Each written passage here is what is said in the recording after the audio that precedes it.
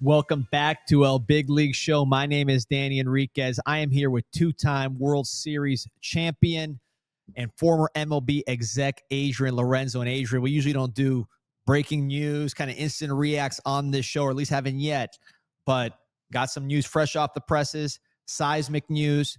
The Boston Red Sox have traded Rafael Devers to the San Francisco Giants for, really the return is not the story here, but Jordan Hicks, Kyle Harrison, first-round pick James Tibbs, and minor league pitcher Kyle Bello. And it's funny, we did the whole organizational report on the Boston Red Sox early in the season. You were bullish on the health of the organization. Here they are, half a game out of the wild card, just swept the Yankees. Rafael Devers right there in the middle of their lineup, the heart of their lineup, heart of their team, really. And he's out the door.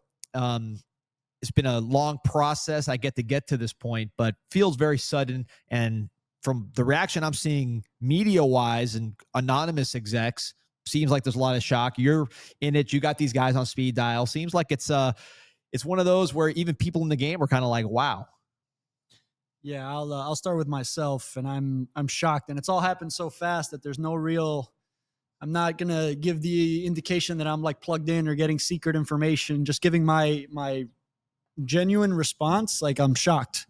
Like, as you mentioned, I cut my teeth in the Red Sox organization, so I follow them more closely than most. And so the fact that the Boston Red Sox would make a move this bold at this point in time, when they had just won 7 of 8, kind of crawled back into the playoff race, I think squarely in a wild card position, after like struggling through the first part of the season, finally getting some momentum behind them, with Rafael Devers being the driver of that offense in this stretch here to help them win, including a home run yesterday, to hitting a home run, to beating the Yankees, to then being traded 3 hours later when you're on your way to Seattle after that, or to the West Coast trip. It's shocking, man. It's really shocking. I know that there's probably all sorts of ways to justify the trade, right? Like, from the Red Sox standpoint, this isn't there's all sorts of markers to justify why you make this move. And maybe some of this is connected to what we talked about earlier in spring training, and some just differences of opinion and position. But this is not going to be popular by any stretch of the imagination. It will be an incredibly unpopular move on the heels to Red Sox Nation of the Mookie Betts trade, which they're still not over. So to have this happen right now for an organization that is always in win now mode, you get very small windows to rebuild or regroup with the Boston Red Sox. So all of New England and all of Red Sox Nation, I think, is reeling a little bit right now. And I think if you poll the reaction on Twitter and the reaction, like, none of it's going to be real positive in the Red Sox direction. Although I think there may be some positives overall, right? Like, there's an efficiency argument, and this deal could become an albatross at some point, given the guaranteed dollars for a player that will now play defense less and less. That said, what we pay for in this game is offense, and he provides that squarely in elite levels of the league. I mean, you pull up his Baseball Savant page, and it's just red markers all the way to the right from the left side of the plate at 28 years old. So, like, this was going to be a staple in the middle of your lineup for a long time. And all of a sudden, like, that's not the case anymore. Now you're just going to rely on you're going to try to replace his production some way. So whether you can go now and get a bat at the trade deadline with more flexibility, that's a possible move. Maybe that's what's going to happen here as a follow-up. You have players coming back. You have top prospects coming up with Roman Anthony, Marcelo Meyer. Like, there are moves that will help them bridge this gap, but it's a bold move from a popularity standpoint to make this. So it takes a lot of courage to make this trade in Boston right now. And it hurts to see Red Sox, Rafael Devers go out the door. It does. I feel like he's one of the better offensive players in the game. And regardless of what spat you may have had with him in the media over positional differences, hard to believe that this is the only solution to that problem, is to just kind of have that go elsewhere. So, but I'm not in that clubhouse, right? Like, you can pull that clubhouse and maybe there's a very different reaction to this. But it's hard for me to cut this in too many ways where this is favorable short-term impact to the Red Sox. It's not it's hard for me to make that argument right now, even though the return is not insignificant. There's quality players being transferred here to the Red Sox organization, which is already a good one. It's just, you're not going to see that uptick right now unless Jordan Hicks goes out and performs immediately to stabilize your pitching. But Kyle Harrison immediately got optioned to Worcester. So when he got on the team, so that's not a major league impact. And then you got 2 more prospects. That's a hard pill to swallow for a team in the hunt right now. Yeah, and look, we'll talk about the Giants aspect of it as well, because they've been dying to get a bat like this, a star like this in their lineup. So huge move for San Francisco. But staying on the Red Sox for a second, just timeline-wise, you signed Devers, 10 years, $313 million, right? Thinking, I guess, he's going to be your third baseman until he grows out of it and you have value that way. You go and get Alex Bregman. So to me, that's kind of where this thing started going in this direction. So before we go to the impact of that, when you get a guy like Bregman, knowing he plays the same position as your current star, probably a better defender than your current star, how does that, like, you can't just be thinking about the immediate part of it. There's got to be a long-range view of how this is going to work. So I know you're not in their shoes, but when they acquire an Alex Bregman without telling Devers, without looping him in the process, like, how does that part of it work? Well, I think it's important. Like, it's important to note the timeline in which the Bregman acquisition even happened. So you're trying to upgrade offensively. You need runs. You need to score more runs with the Yankees doing what they're doing and the rest of your division doing what they're doing. But free agency is tricky. You don't know when you're going to come to a deal. The Bregman deal happened late.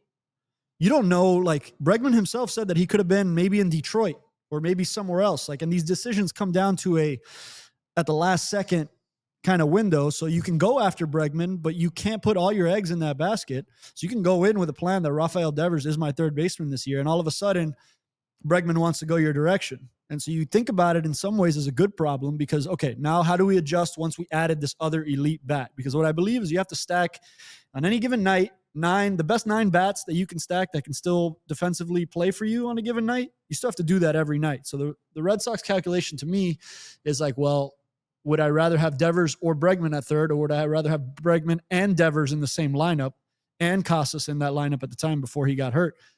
So you can't always bank on you getting that guy. I feel like they found themselves in a position where they got Bregman. He's a superior defender and just championship caliber player. And so they tried to make it work with Devers, but you didn't have the lead time to loop CC Devers on the Bregman free agency process. And nor can you wait as a team. Like, the process is multi-layered as is. You can't just get green lights from everybody on a thing that's happening. And like Scott Boras is like, okay, this or this the day before. You can't like CC Devers, make sure he's okay with it positionally. Sometimes you just have to boldly strike and then worry about it after. I think in the aftermath of that, it can either be received one of 2 ways by the player, open or closed.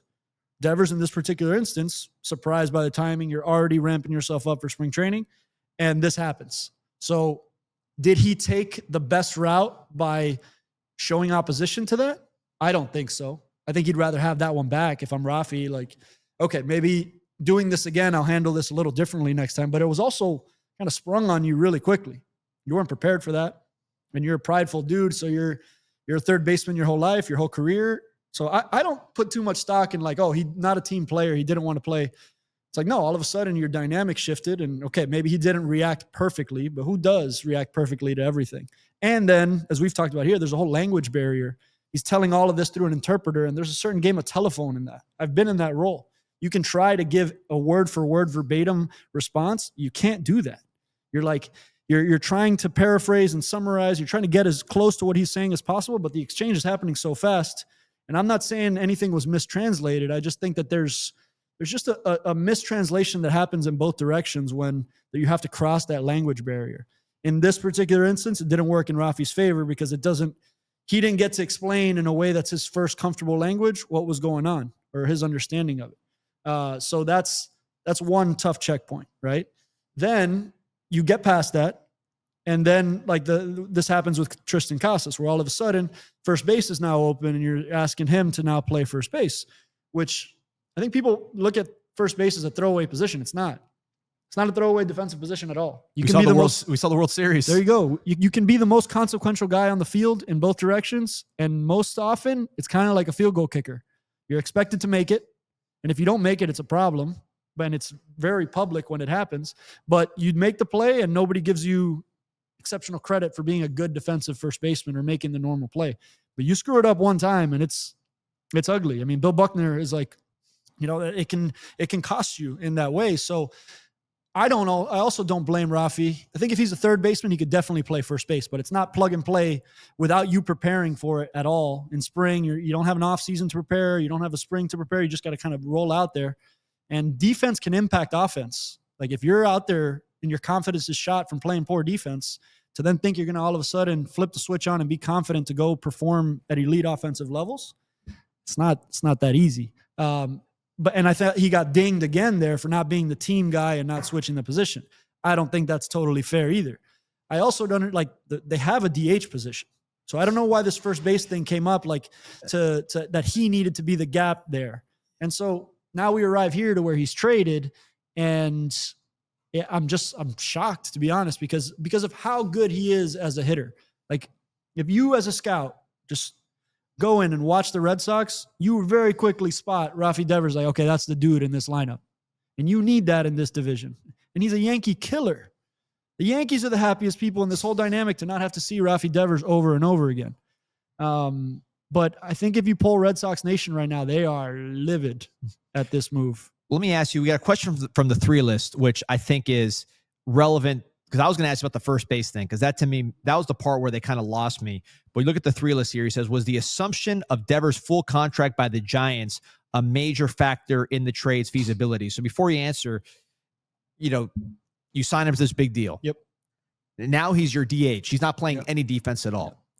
We've seen big, burly, left-handed Dominican DHs have a pretty big impact in those colors. Yep. I mean, right here. So I don't. That seemed normal to me. The first base part, which was not planned, obviously, was a reaction to an injury. Was that like trying to salvage some of his fielding value and say, hey, we signed you this big deal. We want you to be a first baseman long-term because we're paying you this money. At least you're playing every day in the field. And then to 3list's question, now that you know he's a DH and he's not going to play first, is the contract now a bit of an albatross in a certain way? That's the only argument I could see being the most viable one. If you're on the Red Sox side of things, you're kind of getting out in front of what could be a potential albatross, but also like you're the Red Sox, right? Like to a certain extent, it kind of comes with the territory that you are the team that can absorb some of these albatrosses, because right now, what he is for you right now is one of the best top 10 bat in the league that you need right now. You went out and got Bregman because you needed more offense. You went out and got these because you needed more offense. Now all of a sudden you remove the biggest part of that offense, and maybe they feel they can survive that either way. And maybe they can, but it kind of goes against logic, at least for me, that removing Devers over the next 2 to 3 year window is the best thing for the Red Sox moving forward, unless he was polluting that clubhouse altogether, which I don't have reason to believe that was the case. But yes, the best argument is that you have now created financial flexibility for this year as well, because the Giants are taking on the entirety of the deal, which is a big,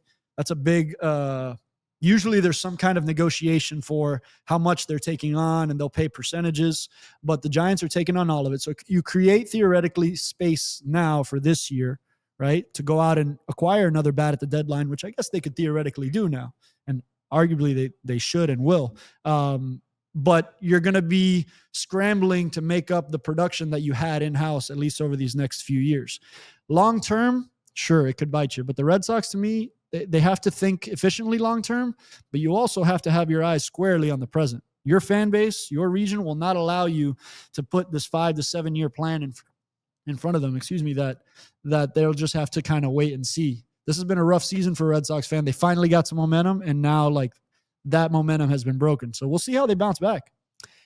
I want to shift to the Giants just because of the positional discussion. So, as you think about the numbers, you say, okay, well, if he's only a DH, maybe the contract's a little rich, but it doesn't have to be a third baseman for a team acquiring him, theoretically. Or sorry, it doesn't have to be a DH for the team acquiring him. He could still play third base. But then the team that acquired him has a pretty good third baseman themselves, and Chapman, I would arguably the best. Yeah, I don't think he's going anywhere. No.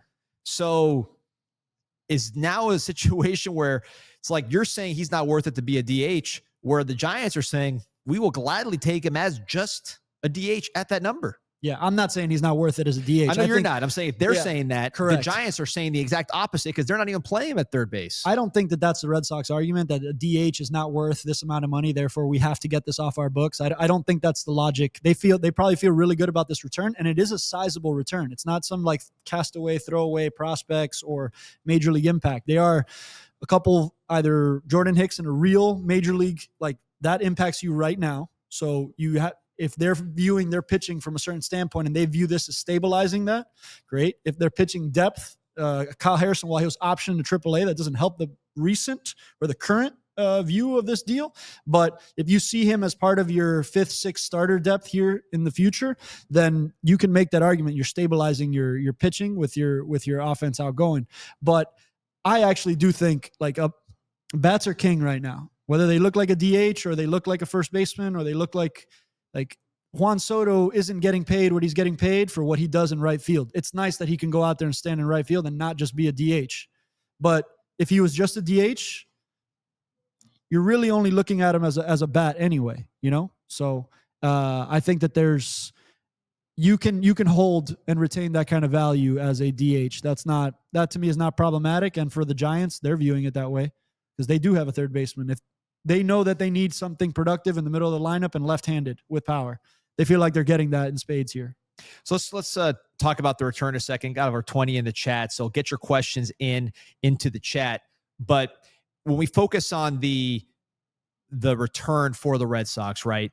You got Jordan Hicks started 9 of 13 games, so he's probably, I'm guessing, going to be back to the pen roll for the Red Sox. I'm guessing that's where he's going to be more effective. He hasn't produced very well as a starter this year. Still has the great velocity, still has the great ground ball rate, but I'm guessing that's where you slot him. I don't know if you think differently on that.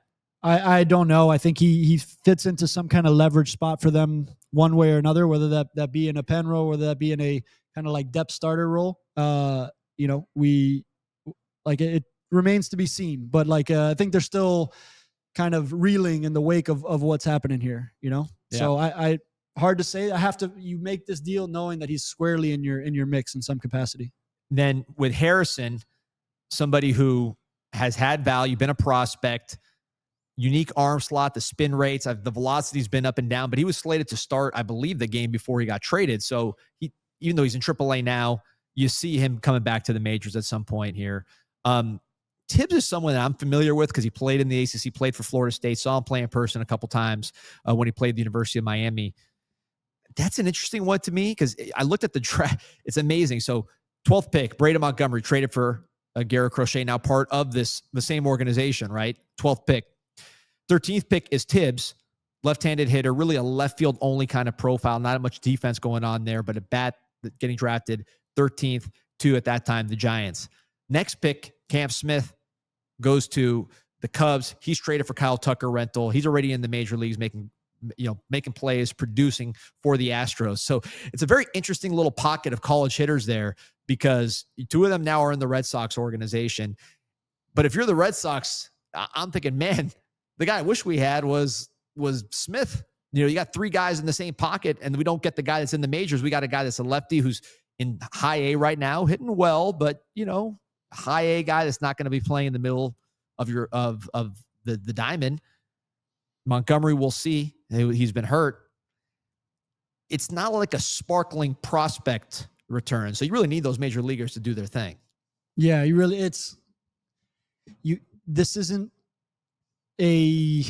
this doesn't feel like a win now move. Like what gives me the best 2025 team, unless you have things in mind or feel confident you can make some moves in the short term, because the deadline is still available to you. The same way they made this trade, they can make other moves. And by the way, I should correct myself. Montgomery was drafted by the Red Sox and then goes out for Crochet. Correct. But they had a chance to get the other 2, the guy they just traded Devers for, and the guy that's been the best of the 3 to this point. Sure. So it's just an interesting pocket there, but I wanted to correct myself. Montgomery, drafted by the Red Sox, goes out to the White Sox for a Crochet. And I like Tibbs. I like the return. I don't love it for what it means for your immediate future. So you have to get into the mindset of like, this is better for me in the future if you're in the Red Sox side of things than right now, unless there's something that we don't know about that's polluting it's keeping you from being the team you want to be in this season as well. I don't have any reason to believe that's the case, but that's kind of the only thing that makes it make sense. There's an emotional kind of subjective identification that the team may be better off parting ways from this drama, this like perceived toxicity to the club. I still think you keep the best player on the field possible. And I think you're the Red Sox. You operate at the top of this financially. Like you should be able to absorb a contract like this.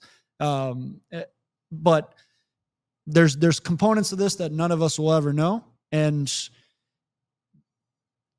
this one's tricky. I'm trying to I try different ways to see how this could make the most sense, right, in the middle of a playoff run. And it's a hard one for me because it feels like you're bolstering your farm system even further. It was one of the best systems in baseball already. So I do think what they got, Harrison, Tibbs, Bello, I think these guys they could turn out to, like this. These trades get evaluated in waves. Immediate impact, a couple of years later, 4 or 5 years later. Those players could be stars later, but you have to hope that your fan base gives you that time between now and then. You know, Chaim Bloom didn't survive the Mookie Betts ordeal, right? Like, because the Red Sox weren't good enough in a short amount of time to make that deal make sense to Red Sox Nation long term. I hope that that's not the case here for Craig Breslow, but the heat is on. Yep. And with Devers, you know better than me about kind of the behind the scenes stuff. I had never heard, at least on the outside, that this was like a mercurial type of guy, like a Manny Ramirez, where he had some sort, or Hanley Ramirez, right, where he had a reputation surrounding him. Seems like this is something that's come up through the series of events that we just talked about. I'm not saying there's no history. I don't know. But it seems like the whole thing with Bregman and this episode is what caused some of his quote unquote makeup issues or whatever you want to call it. Because I had not heard anything until this all came up.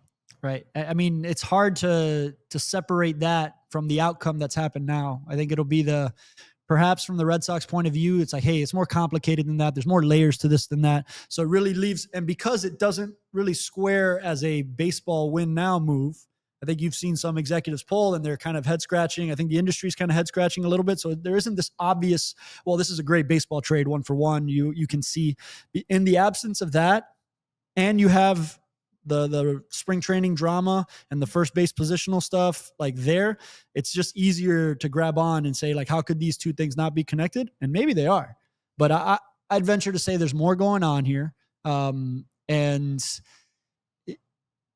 These things, like Craig Breslow doesn't just operate in a vacuum based on pure emotion and subjectivity. These things get run by ownership. There's all sorts of checkpoints to greenlight this.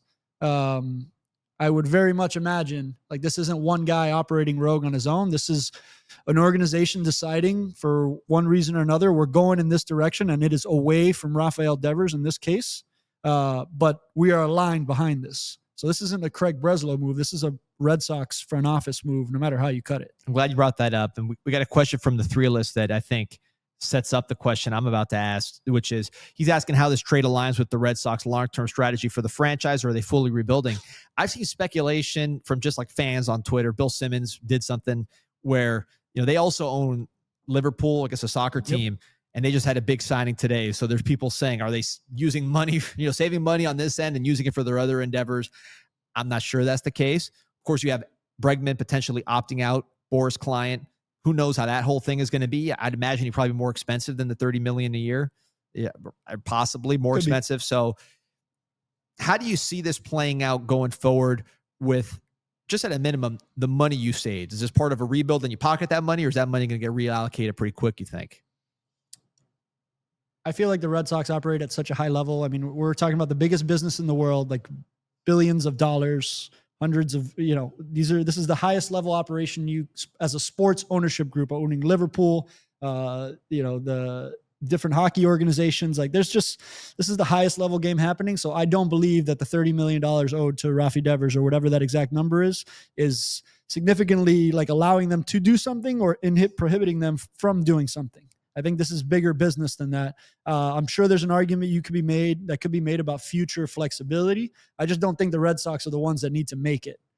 So Alex Bregman's deal, these deals very often with the opt-outs and the player options very often end with the player declining those options. So you have to look at it as a 1-year deal, even if it's 3 potentially. Because if he has a good year, he's going to opt out of that, and he's having a good year, and he's probably going to continue to have a pretty good year, and likely in line for another version of this deal, a 2 to 3 year deal where he could guarantee himself more money. So it's not a given that he's there to build with you long term, unless behind the scenes you have an extension that you could line up with him. Which again, we can't know these things, and we won't know these things. Scott Boras player, so extensions are unlikely overall. But this one's tricky for me. I think you're the Red Sox. You need impact players. You're going to try to acquire another Rafael Devers at the deadline if you need to, or a player of that caliber.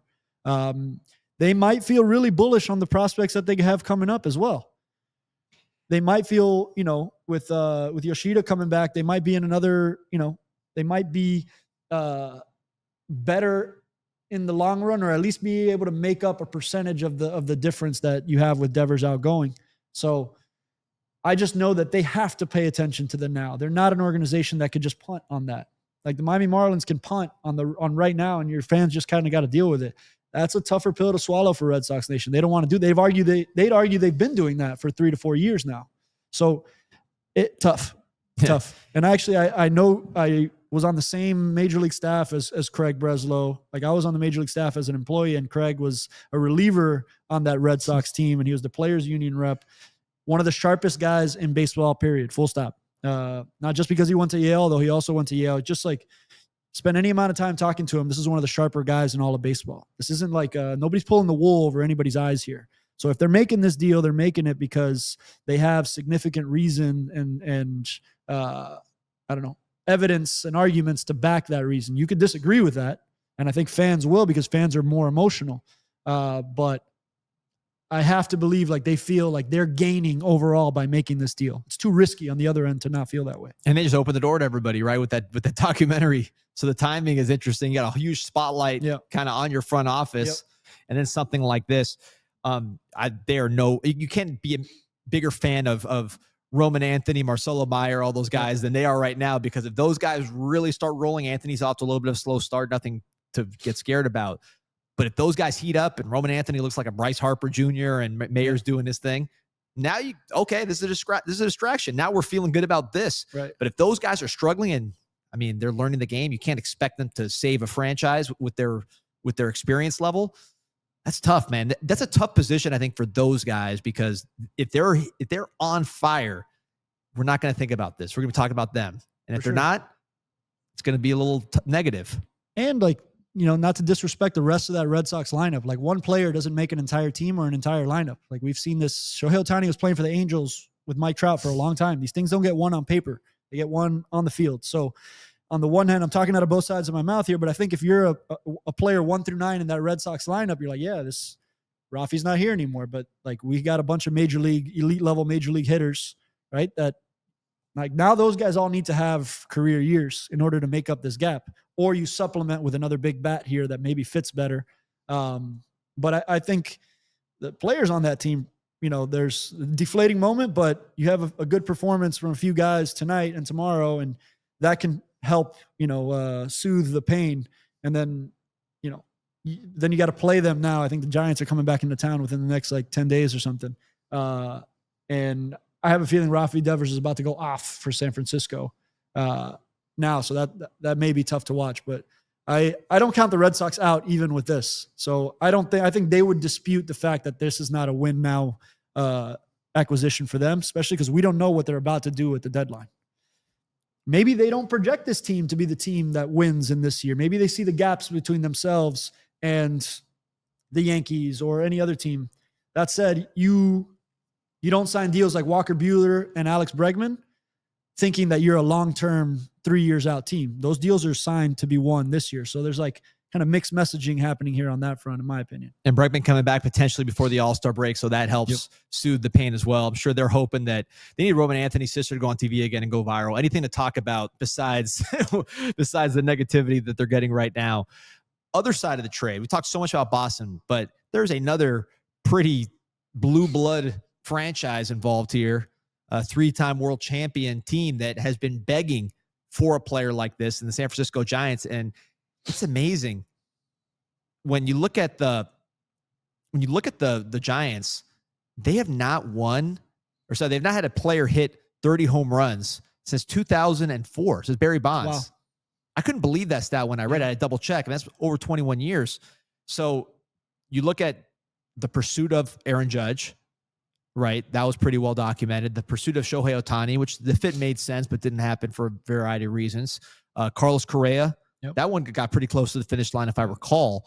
So you're trying to get a player like that to get back to that 3 World Series run you had in pretty recent memory. Again, not that much different in recent history than the Boston Red Sox as far as prestige. We're talking so much about the Red Sox. There's a big franchise here that has been begging for a player like this. 10 games over 500. The division is absolutely smoking. You got the Dodgers, the Padres. That's going to be a hell of a game tonight with Dodgers and the Padres rivalry. Diamondbacks, bad injury news, but they still got excellent players. Rockies, doormat there. Very interesting division. Very interesting team in that division now that they've got that bat that they really needed. Yeah, I mean, shout out to the San Francisco Giants for making this deal, right? For all sorts of reasons and all sorts of things in their process. But I think a lot of executives wouldn't have assumed that this deal was available, right? Like you maybe like this feels to me like the Giants pursue a player that they love. They see the window creak open a little bit. There's some drama in the offseason. There's like this opportunity to access this player, and they hit the hole hard and like got to a deal that, in my opinion, they probably pushed the pace on, right? They probably engaged. They probably like locked in and like saw enough of a window of opportunity, like the player, have an assessment on the player that makes you feel this is the missing piece to us making a push in this division. And they aggressively went out and got that player, but you have the major league pieces to make the deal happen. So you have the prospect depth, you have the major league pieces, and you have the near kind of Kyle Harrison in that in between. Like it's a major league ready player knocking on the door, but kind of prospect. So it's like a tiered return here that they're giving. So they have the depth themselves to make that deal, the assets to make it, but then also the financial flexibility on your end. Like you as the San Francisco Giants are saying that you can absorb this Rafael Devers money, and the Red Sox potentially saying they cannot. And those are two, like, you wouldn't slot the Giants above the Red Sox in terms of overall value of an organization or free agency dollars spent. So I think Buster Posey and the rest of his group, especially the pro scouting group, and like shout out to them for aggressively going after the player that they wanted, right? Like they locked in on a player. And to me, that's the only way you get it done. You knock on the Red Sox door, you call them enough to be like, okay, well, maybe the door's open just enough to be able to do this. Most surprising because, like I said, Devers has been the engine of this run here. They've gotten themselves back in the race. Maybe 2 weeks ago, it was looking pretty grim for Red Sox fans overall because the gap in the division was widening. The wild card started to get out of reach. But a hot stretch gets you right back into it. But I think, the Buster Posey move to be the president of baseball operations was maybe not a correction to this analytical age that we're in, but a kind of a balancing to this pivot hard in the direction of analytics and only analytics. I'm not going to say the Giants aren't making analytically driven decisions or haven't great analytical information, but the Buster Posey hire overall away from a Farhan Zaidi, which would have been considered on the other side of that, Oakland A's, Dodgers, like analytically driven decisions, they corrected to this Buster Posey model that's more the player is at the center of it, and the player is a former player. He's an executive now, president of baseball ops. And from everything I've heard, a really good one. But it's a different approach. We saw this with the Astros. They flipped, in their front office philosophy with their new general manager that came from the Brave side of things, more of a scouting entrenched philosophy. And maybe Buster Posey a little more like kind of major league player development focused general manager or president of baseball ops. And I don't know that I don't like that trend. I don't know that we weren't correcting too hard or pivoting too hard in the direction of analytics before this. So again, I have to tip my hat to the San Francisco Giants for having had a 30 home run hitter in your park for a long time. Rafi Devers is a good bet to be that and more. Not only is he a homer machine, he's an extra base hit machine, and he's just a force in the middle of your lineup. And so they're in a run in probably the toughest division in baseball in that NL West right now. And they made the splash to make their team better. It's kind of juxtaposing how the Giants fans feel about their team right now versus how the Red Sox fans feel about their teams. I think you'd find those on opposite ends of the spectrum right now.